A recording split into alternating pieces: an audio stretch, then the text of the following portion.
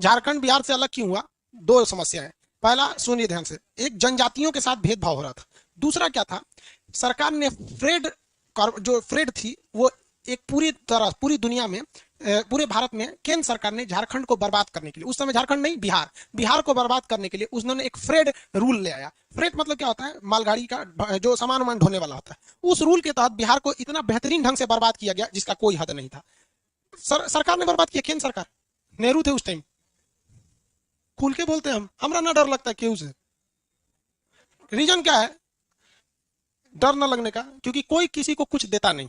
इस समाज में आप अगर खुद से कुछ कर सकते हैं तो कर लीजिए, वरना किसी की भी सरकार रहेगी, गरीब कुचाएगा, अमीर अमीर रहेगा, शक्तिशाली को कोई नहीं दबाएगा, सरकार किसी की आए चाहे किसी की जाए। तो पूरी दुनिया में, भारत में एक फ्रेट रेगुलेटरी नियम बना दिया गया कि झारखंड का कोयला, अगर झारखंड में वो कोयला 2 रुपया किलो है तो गुजरात में वो 2 रुपया किलो थोड़ी रहेगा। अरे भाई 1 रुपया उस पर पर किलो आप ट्रांसपोर्टेशन चार्ज जोड़िएगा, यहाँ कितना हो जाएगा? 3 रुपया। तो सरकार ने बिहार को बर्बाद करने के लिए, केंद्र सरकार ने बिहार को बर्बाद करने के लिए कहा कि ये पैसा हम देंगे, ये पैसा हम देंगे। अरे तुम मर गए थे जब गुजरात से कोई सामान बिहार में बन के आ रहा था तो कहते कि ट्रक का किराया हम देंगे।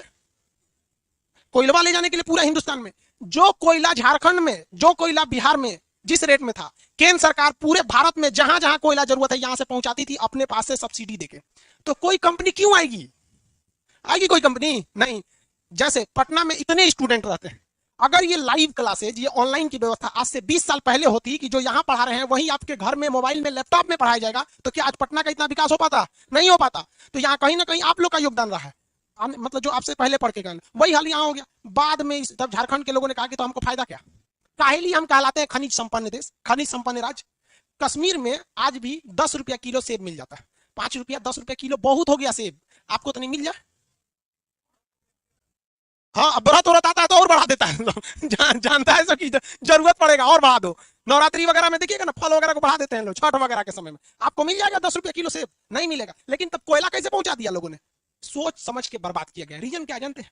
क्योंकि उन्हें पता था कि इस एरिया के लोग, खास करके इस एरिया के नहीं, यहां तक के लोग, झारखंड, बिहार, यूपी, इस एरिया के लोग जब चुनाव आता है तो वो ये देखते हैं कि मेरा जो नाम है, इस नाम के आगे कौन सा कास्ट जुड़ा है, कौन सी जाति जुड़ी है। और उस जाति का आदमी अगर चुनाव में खड़ा है, यमराज भी है तो वोट डाल दो, क्या होगा? प्राणे ना ले जाएगा, जाति सेम है समझ गया कि नहीं? यहाँ कोई मतलब नहीं बनता है। इस वजह से कोई भी कंपनी यहाँ पर नहीं आई। वो हरियाणा में सेट हो गई, राजस्थान में सेट हो गई, यहाँ पे सेट हो गई। कोयला सेम रेट में मिल रहा है, क्या दिक्कत है वहां जाने का? तो इस वजह से गड़बड़ हुआ। दूसरा, यहाँ पे जनजातीय क्षेत्र था।